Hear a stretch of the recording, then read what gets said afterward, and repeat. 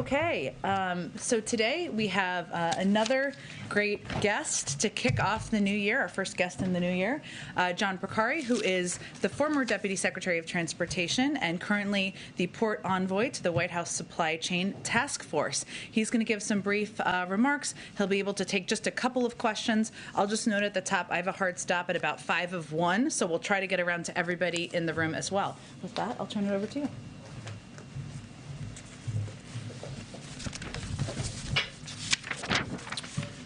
Thanks, Jen. Hi, everyone. It's a real pleasure to be here. I'd like to give you an update on the work we've done as part of the Biden-Harris Supply Chain Task Force. But first, I'd like to give you a quick look back at how we got here. The President saw early on how the pandemic was putting our supply chains to the test.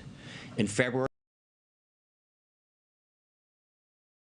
he issued an executive order requiring agencies to produce reports identifying challenges in our supply chains for a set of critical products and for a set of critical industries. When the first reports were released in June, he created a supply chain disruptions task force at the cabinet level to use every government lever to address the near-term disruptions related to the pandemic. One area he asked the task force to focus on was ports and trucking. In July, Secretary Buttigieg convened all of the key players from the goods movement supply chain, ports, labor, trucking, businesses, and more. In August, I joined the effort to serve as an honest broker who could help move everyone from finger-pointing towards taking action. By October, the President brought together the nation's largest retailers, ports, and labor, and earned commitments from all to move toward a 24/7 supply chain system. We also worked with the ports to propose fees on ocean carriers that were leaving import containers at the ports in Los Angeles and Long Beach for too long. This fee has helped lead to a 40% reduction in long-dwelling containers at those two ports. We worked with the Georgia Ports Authority to provide flexibility to fund $7 million of pop-up inland ports to alleviate congestion at the Port of Savannah. These pop-up ports started operating in December. The Port of Savannah has also seen a drop in long-dwelling containers and ships at anchor outside its port. And there have been several steps we've taken in between to help get empty containers removed, to generate commitments from leading retailers to move their cargo during off-peak hours, and working with the state of California to support infrastructure projects. There's still challenges.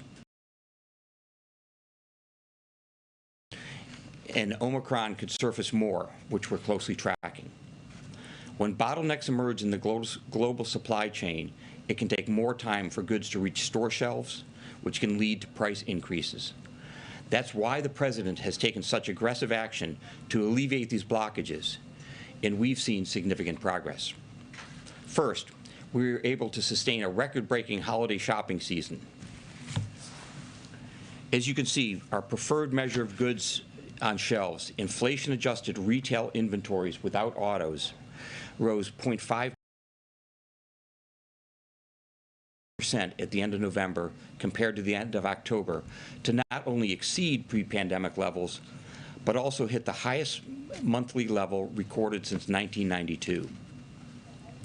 Consumers also received 97 to 99% of their packages on time or with minimal delays from the U.S. Postal Service, FedEx, and UPS.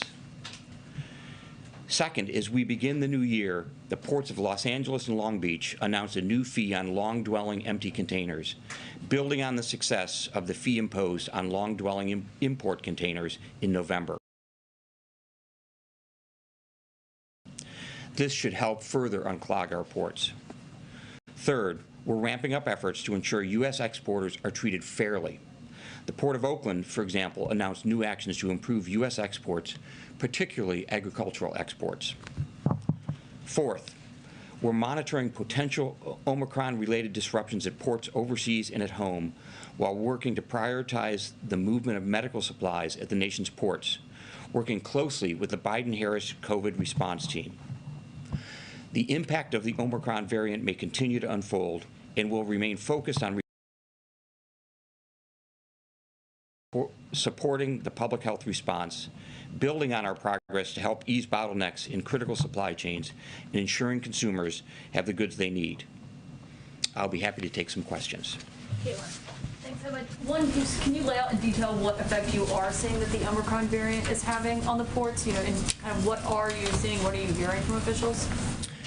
In the very short term, there have been some increased outages from longshore workers and others. So far, that has not disrupted operations.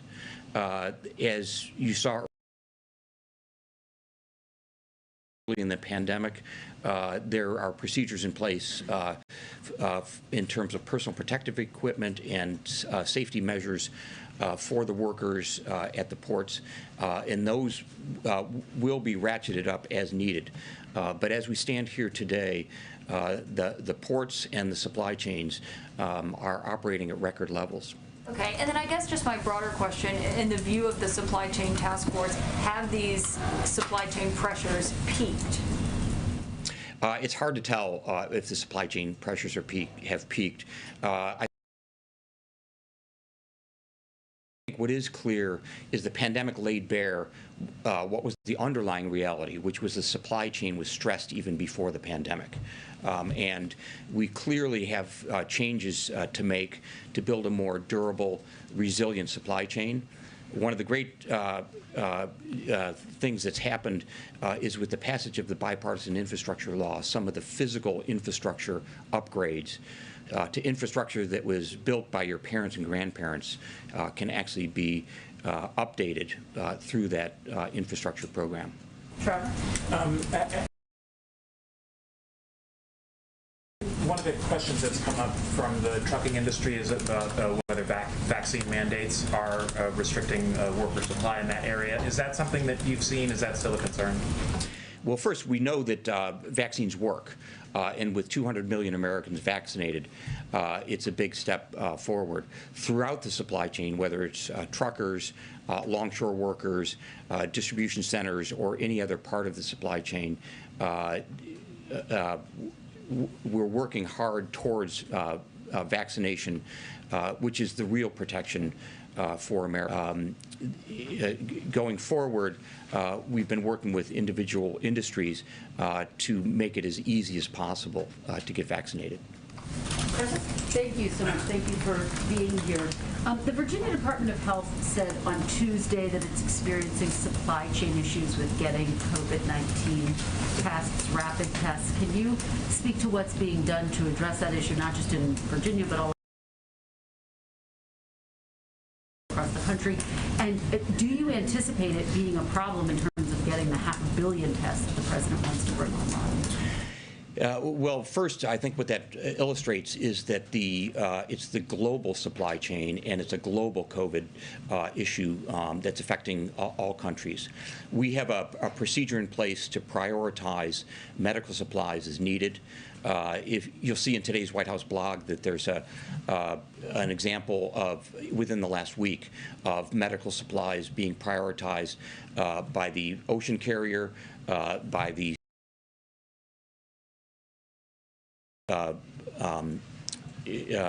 longshoremen, the railroads, the terminal operators to move those supplies. We're working closely with the COVID task force as they designate those priorities. We have a procedure in place starting with the place of manufacture of those medical supplies to identify them early as they're put in containers, make sure those containers are separately identified, are what we call block stowed in a position on a ship where they can be the first off, and then are prioritized for unloading. It would have to happen, obviously, on a priority basis. But do you anticipate that the distribution of the 500 billion tests that the president is looking to bring online could be slowed down? We're working hard to make sure that those tests are there when they're needed. And together, this supply chain, with the millions of people that work on it, have met the challenges so far. We expect to continue to do that. David? Hi, thanks. You mentioned the Port of Oakland coming up with a short-term measure to ease, to alleviate some of the pressure on the agriculture exporters. Is there a long-term plan to help ease some of those same pressures on the ag industry? Yeah, it's a great question. Many people focus on the import of goods to the U.S., which is important. Exporting goods of all kinds, including agricultural projects, is every bit as important. The Port of Oakland partnership that we have is focused on both the short term and the long term. In the short term, making sure that agricultural exports that go out in containers are not disadvantaged by the global dislocations in supply chains. And in the long term, making sure that everything from the ocean carrier service that brings those American exports around the world to the physical facilities at the Port of Oakland and other ports are in place. Again, it's a great example of where the bipartisan infrastructure law can help build the infrastructure that we need today rather than relying on yesterday's infrastructure. Ebony, I'll be the last one. We'll invite you back. Thank you for taking my question. Very quickly, the American Trucking Association has said that there's about 80,000 truckers, shortage of truckers, and so how is that feeding into this disruption, and what is the administration doing to kind of compound those effects of the shortage of truckers? Well, first, Secretaries Walsh and Buttigieg have been working hard to make sure that that trucking as a profession is more appealing, and it's not just recruiting new people to trucking, it's retaining the truckers that you have.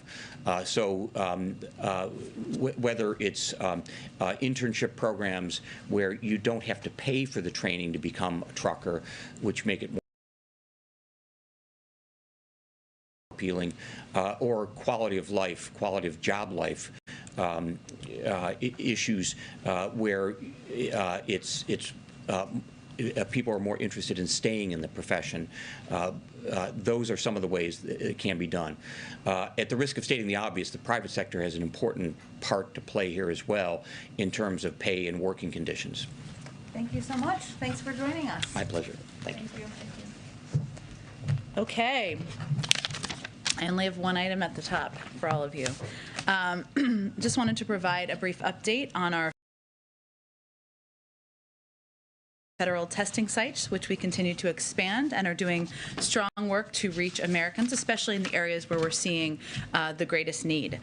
Throughout the holiday, we work to rapidly establish free testing sites in multiple states, and in the coming weeks, we will have new sites operating across the nation. Additional sites are opening this week in Washington, D.C., Philadelphia, with Maine, Maryland, Nevada, Delaware, Texas, and Washington state to follow. Mobile federal testing sites are now open in New York City and New Jersey, which are providing thousands of free tests daily. Our 12 testing sites in New York City alone have processed over 8,700 tests since the first site launched shortly before Christmas. These sites have been effective in reaching a diverse set of communities, with 76% of those tested in New York City and 82% of those in New Jersey self-identifying as non-white. These numbers reflect the Biden administration's commitment to ensuring that our hardest hit and hardest risk communities have equitable access to testing. With that, Darlene. Thanks, Karen. I wanted to start with Chicago. Can you tell us if the White House or the Education Department or the administration at large is doing anything to help get teachers and students back into school there? Well, we are in, across government, we are in regular contact with a range of stakeholders on the issue of school reopening and closures, including superintendents, state leaders, principals, teachers, parents, and other school staff. And that is certainly the case now, today, this week, as the president is working, and we are all working to keep schools open. As the president said yesterday, he wants schools to be open. We know they can be open safely, and we're here to help make that happen. And he agrees with medical, scientific, and education experts that because of the historic work we've done, we are more than equipped to ensure schools are open. And we're going to keep our children and educators who selflessly serve their community safe, but ensure that children are not enduring the mental health impact of not being in school. That there are not gaps in learning. This includes schools everywhere, including in Chicago. Fortunately, 96% of schools are doing just that. And just as a reminder, and I know I touched on this yesterday, but the president and our administration foresaw early on that schools across the country would need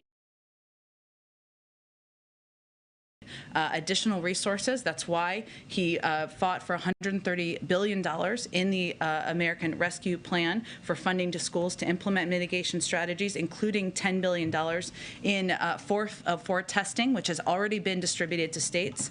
And the Department of Education has also been providing technical assistance and resources for months now on everything from implementing mitigation strategies to connecting schools with testing providers, hosting vaccine clinics, and addressing pandemic related mental health issues. So long story short, we want schools to be open. The president wants them to be open, and we're going to continue to use every resource and work to ensure that's the case. So are there any equipment needs or PPE or testing or anything like that that you're hearing from Chicago that the White House can be helpful with in terms of trying to get schools off of the virtual model and back into the classroom? Well, again, $10 billion in testing and testing funding has been distributed to states already. Prior to this month, last year. That funding, I can certainly check if there's more funding available from the state of Illinois, but we're encouraging states to ensure that that money is being spent, is being distributed to schools that need that funding, and we already distributed $130 billion in funding to states to distribute to school districts for mitigation measures. Now, different school districts have made different decisions about what their needs are over the course of the last year, but a number of school districts did take steps to put in place contracts with testing contractors to ensure that they had that availability and access for their schools. Go ahead. Thanks, Jen. Looking back to that ARP money, does the White House wish that there was more oversight in where that American Rescue Plan funding went? The president said yesterday that some of the schools have not used it well, and we're seeing in some places like Chicago and Milwaukee, some of it's been earmarked for other purposes, including critical race theory, and in Chicago you've got kids not going back to school now. Well, Jackie, it's always been the case that local school districts make decisions about what is needed for their schools. That's always been the case long before the president took office. We did distribute that money out to states. As he noted yesterday, some have spent it, others have not spent it. They've spent it in different ways. I would remind everyone that when the CDC put out a range of mitigation measures, there were a range of steps schools could take, and different schools, some schools needed to redo their ventilation, some schools decided to invest in more bus drivers or more space so that they could socially distance. Different schools made different decisions. What is important for people to understand is that there is some of this funding that hasn't been spent in certain states to put in place mitigation measures. Now is the time to do that. And then on the new CDC guidance, it's getting some criticism that it's confusing, the testing after leaving isolation, because it says that you don't need to test after day 5, but if you can get a test, if you want to test, and you test positive, you should continue to isolate until day 10. So that would potentially create a gap of people who are positive after day 5 but don't test and go back out into the community. And then there have been other policies that have shifted, including the policy around healthcare workers needing to test negative before returning to work, and then that going away. And also the note in the new CDC guidance that negative tests don't necessarily mean that you're infection-free. So is the CDC still led by science and not by other factors in determining its policy? Well, Jackie, the CDC is absolutely led by data and science. And, again, if they hadn't changed their recommendations over the course of time, schools would probably be closed across the country, right? They, of course, are continuing to address, as they have for the past year plus, steps that need to be taken in order to protect the American people. The CDC's guidance did not add a recommendation for testing, including in workplaces. The CDC director just answered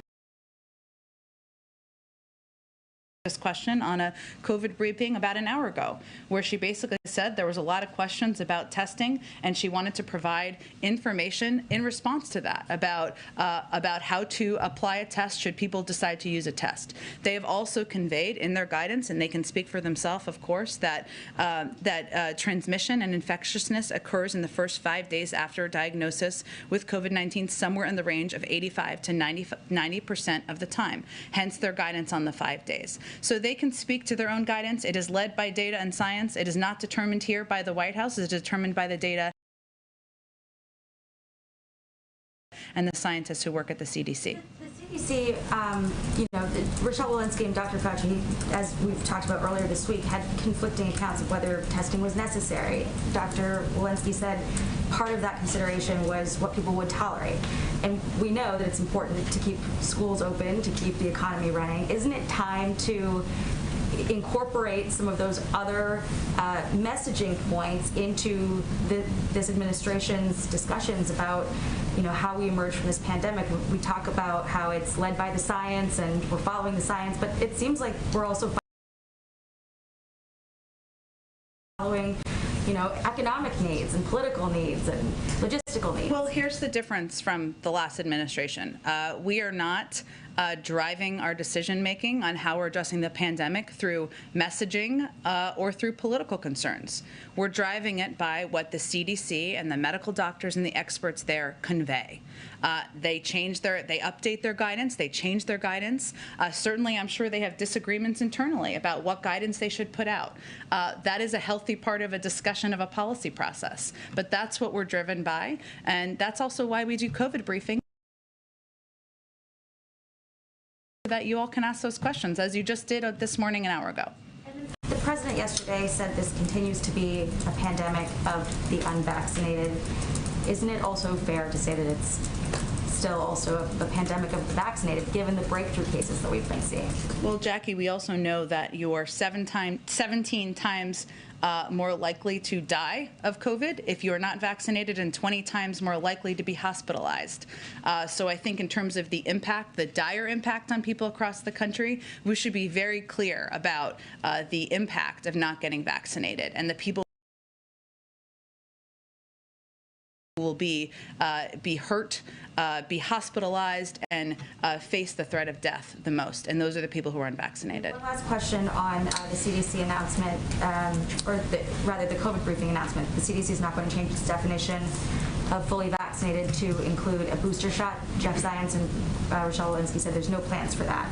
They didn't explain, though, why that is. Can you give us some context on how that decision was made? Again, I would say that's a decision made by our health and medical experts. They conveyed the technical definition, as you said, of fully vaccinated with COVID-19 has not changed. Someone is considered fully vaccinated if they receive a primary series of vaccines. They also clarified that CDC recommends people stay up to date, as everybody should stay up to date on any vaccine. If your kid needs a vaccine, when you go to the pediatrician and they say you get a 5-year, a vaccine at 5 years old, you kind of hold your breath because you don't want to have your kid get a shot, but you keep it up to date, and that's what they're recommending. But they can speak to their own decision making. Go ahead, Trevor. Jen, so next week I know we've got these 3 tracks of talks with Russia. Yeah. One is U.S.-Russia, one is NATO-Russia, another is broader European security talks. For the U.S.-Russia talks, is there scope, in terms of what the agenda looks like? What are the specific areas you want to focus on? Sure, that's exactly right. There are 3 sets of talks next week. They start on the 10th in Geneva. Those will be led by Deputy Secretary Sherman. Then there's the 12th in Brussels, the NATO-Russia Council, and then the 13th in Vienna, which is the OSCE, which will start then, will be represented by our ambassador to the OSCE, Mike Carpenter. So let me give you a preview, as you just asked, for what to expect. Russia has of course raised, as you've seen them raise publicly, they've also privately the issue of European security. Let's be clear. over the past 2 decades, it is Russia that has invaded 2 neighboring countries, interfered in many other elections, used chemical weapons to attempt assassinations on foreign soil, and violated international arms control agreements. We and our allies will be raising those issues and other issues with Russia in the days and weeks ahead, and certainly as a part of these talks. And of course, we cannot forget that there is an ongoing Russian military occupation in Ukraine. In addition to the 3 meetings next week, we will continue to actively support progress on the Minsk Accords to resolve the current conflict in the Donbass. There have been a number of proposals, of course, that Russia has already published or put out there, advocated for.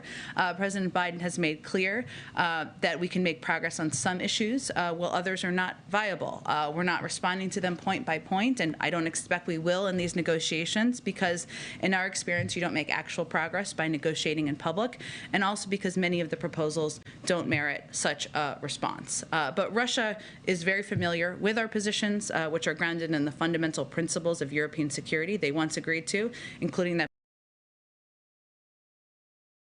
borders cannot be redrawn by force, and countries have the sovereign right to determine with whom they associate. Finally, we don't know what next week's conversations will bring, but our approach to the discussions will be pragmatic, results-oriented, and we believe there are areas we can make progress on with Moscow, make progress on if they come to the table ready to do that. And obviously, that's the nature of diplomacy.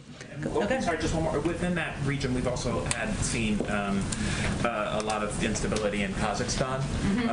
Is that something that the White House has a position on?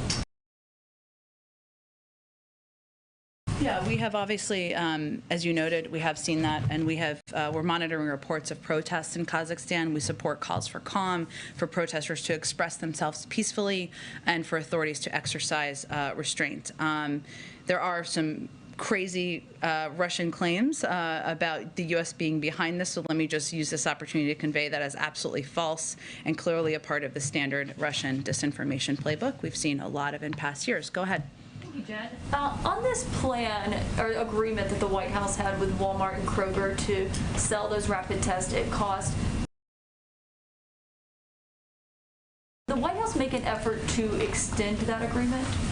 Well, I'm not going to get into details of our private conversations with these providers. It was a set number. What's important for people to understand, or the American people to understand, is that our focus is, of course, ensuring that we are increasing access and access to free tests to people across the country. So obviously that has been the case, selling them at cost, something that we strongly supported, advocated for the last couple of months.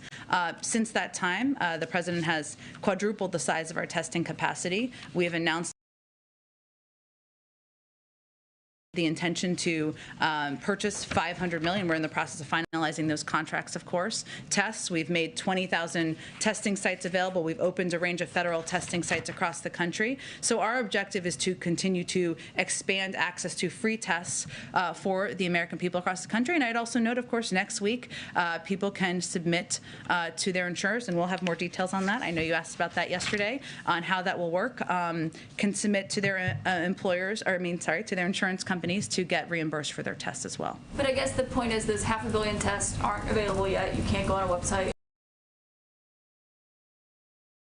and sign up for them yet. You can't receive them yet.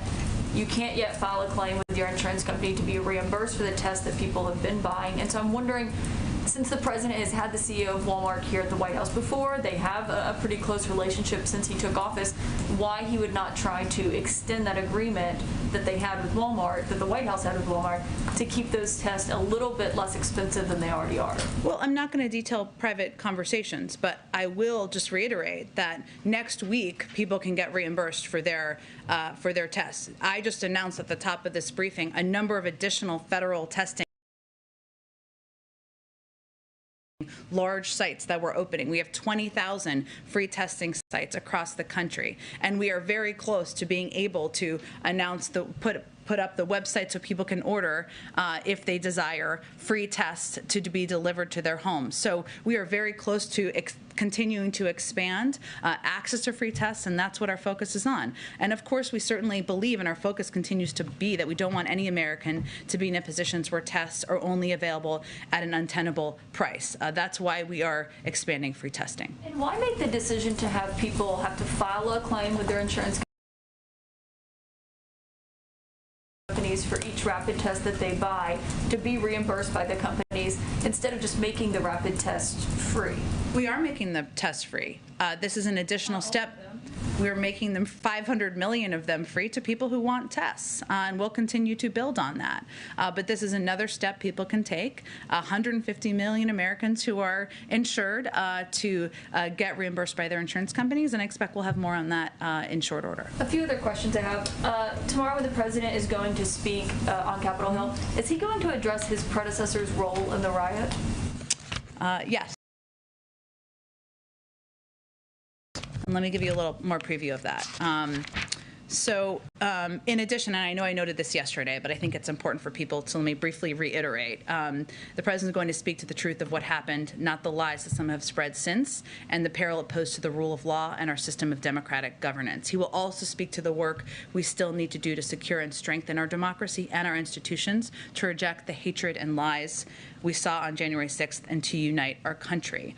I'd also note that President Biden has been clear-eyed about the threat the former president represents to our democracy, and how the former president constantly works to undermine basic American values and rule of law. And President Biden has, of course, spoken repeatedly about how the former president abused his office, undermined the Constitution, and ignored his oath to the American people in an effort to amass more power for himself and his allies.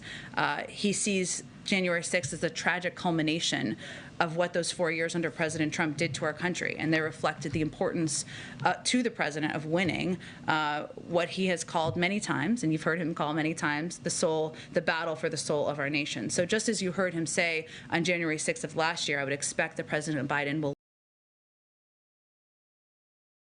lay out the significance of what happened at the Capitol and the singular responsibility President Trump has for the chaos and carnage that we saw. And he will forcibly push back on the lies spread by the former president in an attempt to mislead the American people and his own supporters, as well as distract from his role in what happened. So he will, of course, speak to the moment, to the importance in history of the peaceful transfer of power, of what we need to do to protect our own democracy and be forward-looking, but he will also reflect on the role his predecessor had. Will he call Donald Trump out by name?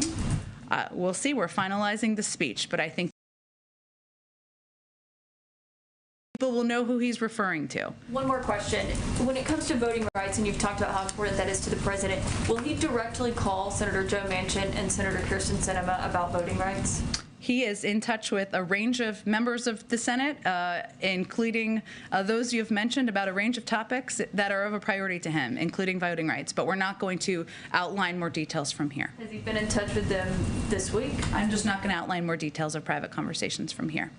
Go ahead, Kristen. Jen, thank you. Before I get to what's happening in Washington, I'm wondering if the president has been briefed on the tragic fire in Philadelphia. We know that 13 people so far have been killed in that fire. I have seen those reports, absolutely devastating, a number of children, but I will have to get an update on if he's been briefed. I know they were just coming out as we were coming out here. Okay, thank you. Going back to the CDC and the new guidelines, they have come under criticism with a lot of parents, teachers, other folks saying they're just flatly confusing, and that there was a clarification put out yesterday that doesn't feel much like a clarification. And I guess the question is, does President Biden have confidence, and is he satisfied with the job that the CDC is doing? He has confidence in the scientific expertise, the medical expertise of the team at the CDC, and he believes the American people had a desire, a need for us to address this pandemic led by data and science, and that's what he's going to continue to rely on. One of the things that people are focusing on is this idea that people can decide whether to get a test. You were just asked a version of this, but I guess the question is, why should it be up to individuals to assess their own symptoms or whether they even have symptoms? again, I think, Kristen, I would encourage you to ask the CDC director and the CDC any specific questions about their guidance. They're determined and issued by them. Senator Schumer, Majority Leader Schumer, said yesterday that he expects negotiations to resume shortly in the near term between the president and Joe Manchin about Build Back Better. Do you have, I know you were asked about this yesterday, but let me see if I can get an update from you. Any timeline or guidance on when those discussions might start, and will they just start in short order, or is voting rights the priority right now? Well, we can walk and at the same time, and I can assure you that we are in touch with a range of senators and their staffs and committee staff about Build Back Better, even as we're working in lockstep with Leader Schumer about getting voting rights done, a huge priority to the president. So I would not confuse the legislative calendar with a lack of action or behind-the-scenes discussions about an important priority. Would the president ultimately, for the larger goal of seeing Build Back Better pass, be willing to sign a final piece of legislation that did not include an expanded child tax credit? I'm just not going to negotiate from here. But the president obviously sees the child tax credit extension as a key priority. He sees it as a benefit that has provided essential assistance to families across the country, has cut childhood poverty by 40%. That's an amazing statistic.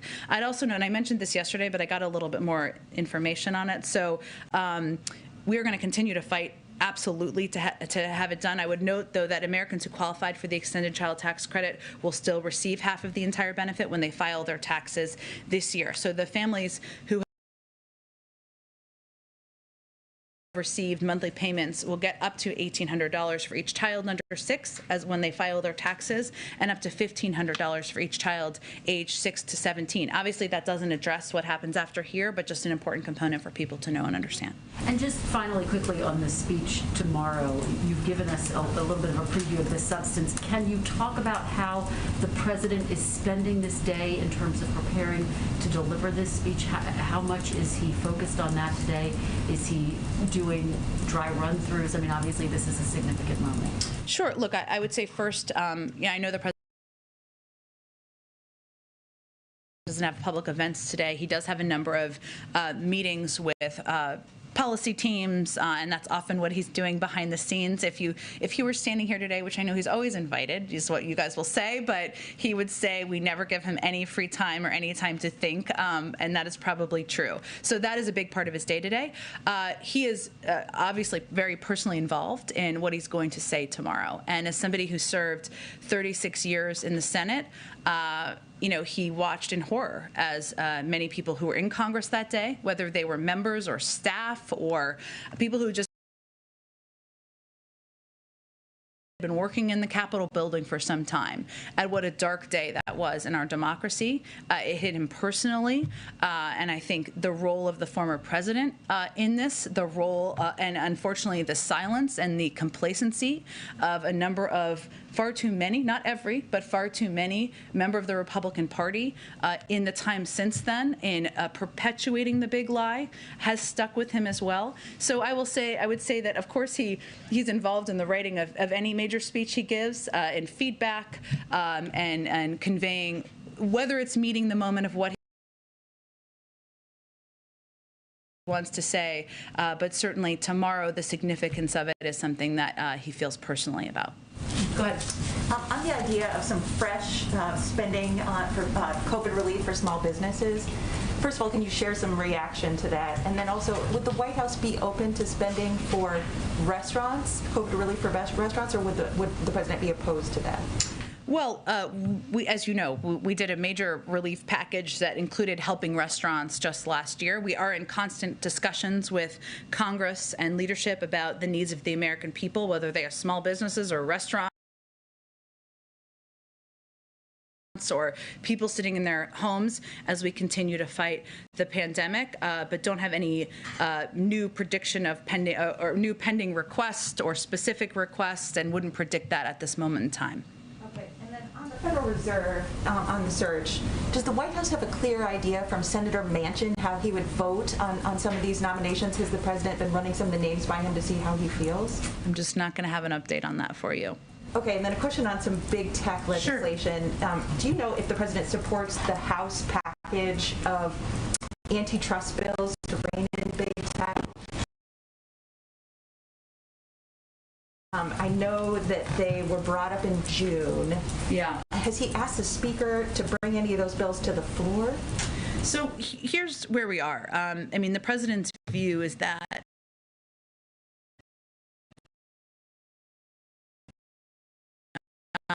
the history of the country suggests that strong antitrust laws have been a key to American technological leadership and preeminence. And for generations, our approach has been to expose our main tech firms to more competition. The president has been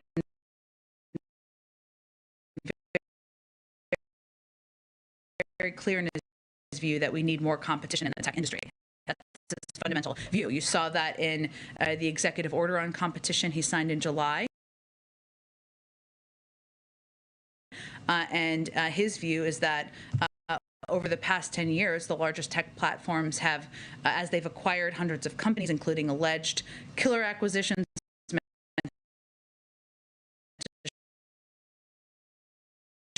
shut down a potential competitive threat. That's not a healthy place for the system. And the large platforms, the large platforms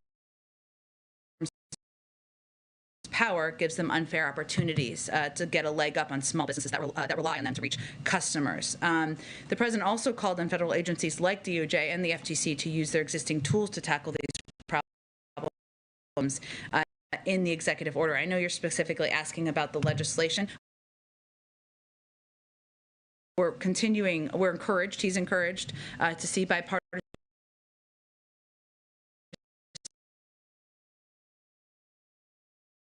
interest in Congress in passing legislation to address the power of tech platforms through antitrust legislation to protect privacy. I don't think we've done a statement yet of administrative policy on this particular legislation, but we're in discussion, and we are encouraged by the bipartisan interest in doing something about this. Go ahead. Question on climate. I'm sure you saw Senator Manchin's comments yesterday, positive about reaching a deal on climate. What is the White House's reaction to that? And is there a possibility that that could be sectioned off and reach a separate deal on that? I'm not going to have any direct reaction to Senator Manchin's comments, which were extensive, and he frequently talks to the press, which of course is a good thing. But I would say that a key component of the president's Build Back Better agenda is climate and addressing the climate crisis. That's how he feels. It's vitally important to him. As you know, there's a significant investment in addressing the climate crisis in the bill and legislation that we have been working on with Congress on. And that's important because while we have taken a number of steps from the administration with the power he has as president, tackling super pollutants, phasing down HFCs, rallying the world on methane in Glasgow, standing with auto workers and America's big car manufacturers to roll out plans to boost electric vehicles, putting America on track for 1 of every 2 cars sold to be zero emissions. These are important steps he's taken on his own. We know that working with Congress on legislation is vital and important to reaching our objectives, to reaching our goals, and to really making an impact. But I'm not going to negotiate from here on what the specifics are with members of Congress. And 2 questions on voting rights. Does the White House have a response to Senator McConnell, who was critical of the focus of voting rights on January 6th, that this was, this day was being used to push Democrats' agenda of voting rights? And then secondly, does the president plan to address voting rights tomorrow, and will he address specifically the filibuster and changing the rules of the filibuster? Sure. Well, I would say first on the speech tomorrow, I can't believe it's tomorrow, but the speech tomorrow, he will touch on voting rights, but he will have more to say on that soon in a longer format, and the speech tomorrow is more focused on the day, what it means in our history, and the role that some have played in continuing to perpetuate the big lie and perceptions in the country. But he will touch on it. I would note, as it relates to specifically the filibuster, in March, just to go back a little bit here, because I expect we'll be talking about this more, the president said he had, quote, an open mind about dealing with certain things that are just elemental to the functioning of our democracy, like the right to vote, like the basic right to vote. We've amended the filibuster in the past. He's also said previously that senseless obstruction would be a big factor for him, and I think there's no question, objectively, Republicans have not once but 4 times obstructed basic legislation that should not be partisan, but is about upholding our Constitution as they simultaneously attack the most fundamental American right, the right to vote. He also said back in December that if necessary, he supports a rule change to uphold the sacred right of Americans to vote. And this is reflective of the fact that while he is a creature of the Senate and somebody who respects the history of the Senate, he wants the Senate to function. And he wants to move towards and is open to rules changes that will help the Senate function. So I expect he'll have more to say about that, but I just wanted to note a couple of the things he said, including right before Christmas. Sorry, you said a longer format down the line. Is there another speech planned on voting rights? We'll have more to say soon, but he'll have more to say tomorrow, past tomorrow, in another format about voting rights. Go ahead, Emily. I wanted to kind of piggyback on what my colleague was just saying, because I was wondering, does he plan to visit the Senate at all and do a full federal speech on reform, just as he did when he went to the House regarding the infrastructure bill? Can we see that? And back on the speech again, I know you can't give out everything, however, in calling out Trump, is he also going to speak directly to his own party that has stood in the way of the filibuster? Well, again, I would just note that tomorrow, while he will touch on voting rights, is not a speech about voting rights, and he will have more to say about that soon. In terms of the location and the format, I don't have anything to preview for you at this point in time, but I think you can expect he will make a passionate case for voting rights, as he has done on a number of occasions in the past, and he will do that soon. I want to ask a quick question on COVID. You're talking about the tests that are going to be available free online. What is the administration doing to confront communities, underserved communities that don't have broadband access, that are going to have trouble getting and ordering these tests online? What is the administration doing on that end? Well, I would say it is an important tool, but it is not the only way that we are providing access to free testing across the country, and certainly ensuring that we are reaching communities that may have challenges because of lack of broadband access or the inability to order online as part of our objective. I started this briefing announcing a number of the federal testing sites that we've opened and ones that we will continue to expand.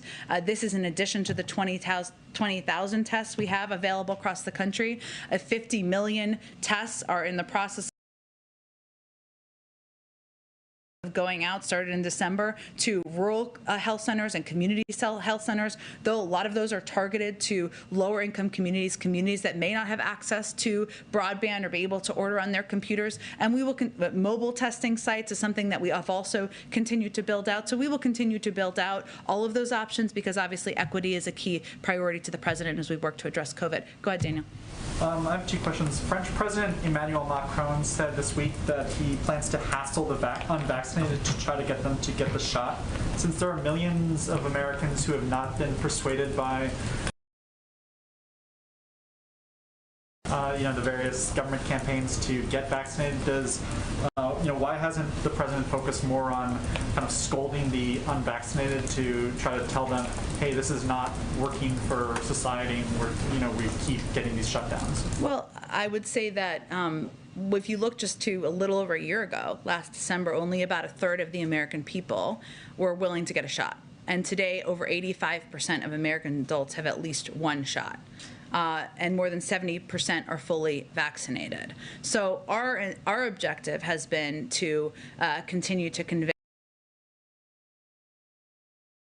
to the American people the fact that getting vaccinated will help protect them from hospitalization, from death. It will help protect their loved ones. It will help protect their neighbors and their community. And we've had a great deal of success in that. And obviously the French will make their own decisions about the most effective way to communicate with their public. Is there going to be any change in strategy in terms of messaging? You guys have had like the Jonas Brothers and others, but like, what do we, Joe Rogan? More Jonas Brothers. I would say, Daniel, that our approach to date has been that we have looked for trusted messengers, and some them may have been people who supported President Biden, and many of them were not. And it's been important to us to reach communities, meet people where they are, including with voices. Some of them have been local officials. We found, and this is no surprise to most people who've been covering politics, but local officials, local leaders, pediatricians, they are often the most trusted voices in communities, but also to work with voices of people who, again, may not have voted for the president, but can be effective in helping encourage people to get vaccinated. Yesterday, Senate Minority Leader Mitch McConnell said that Democrats' version of the big lie is their concerns that Republicans are making it harder for people to vote. Does the White House have a response to what McConnell said? Well, I would just say facts are facts, and when you make it harder to vote, you make it harder to vote. So let's just give a couple of examples. Michigan Republicans have been replacing members of county boards of canvassers who voted to certify the 2020 election results, and are replacing them in some cases with individuals who ascribe to the big lie. Georgia passed a law that allows the state legislature to control the state election board, and in turn allows the state elections board to remove local election officials who manage the voting and counting process. Texas passed a law that makes it easier for partisan poll watchers to hover around people while they vote and intimidate them. Montana passed a law that repeals same-day voter registration, makes it harder for people to vote by mail. And Republicans in Arizona, Pennsylvania, and Wisconsin have been pursuing purported audits of the 2020 election, something that's been thrown out of 80 courts in service of the big lie. So if that is not making it more difficult to vote, I don't know what is, but maybe Mr. McConnell has a different definition of that. Go ahead. Thanks, Jen. Ahead of the January 6th anniversary tomorrow, does the president think Attorney General Merrick Garland has done enough to investigate the attempt to overturn the 2020 election? And also, some Republicans are accusing Democrats of playing politics with the anniversary. Does the president think bipartisanship and relations between the two parties are better or worse off than they were a year ago? Well, on the first one, we do something different here. We leave any decisions about investigations to the independent Justice Department, something that the Attorney General naturally demanded, and the President wanted to in his Justice Department and his Attorney General. And in the second, I would say that what you'll hear the President talk about tomorrow is the fact that you don't just love your country when you win. You love your country, you love democracy, in any scenario. And what is most disappointing to him is that there has been a silence and at times a complacency by far too many Republicans who have sat by and defended the big lie and perpetuated misinformation to the American public. That is not meant to be a partisan. That is meant to be a statement of fact and an important reminder to people about the history of our democracy in this country, and I think that's what people will hear from him tomorrow. I just have to get quickly around here because I want to get to everybody. Go ahead. I have a question on testing. You started by talking about testing capacity and increasing testing capacity. I'd like to know if the administration, federal government, is doing anything to increase testing processing. We've seen the lines of people waiting, but they're also waiting a long time to get those results, and that keeps society from moving forward. So what is the administration doing to help with that processing gap? I know that question was just asked on the COVID briefing. It's a very good question. I believe they said they'd look into more information, so let me see if they have more on that. Okay, one more question for you. Similar vein, with the Omicron variant having such a big impact, perhaps an outsized impact that we're expecting, is the administration eyeing any additional COVID relief? I know Jen asked about restaurant relief, but just sort of a larger package to help people sort of get through this new phase of COVID. The same answer applies. We are constantly in conversation with Congress and leadership and members about what we think and what they think the American people need in any moment. But it's important also to remember we are in a very different place than we were a year ago or 6 months ago. Historic records of job creation, historic economic growth across the country, historic low records of low of unemployment, low levels of unemployment, I should say, and 200 million people who are vaccinated. So we're in constant conversation, but in terms of a prediction of a specific request, I would say they're constant conversations, but nothing new to report at this point in time.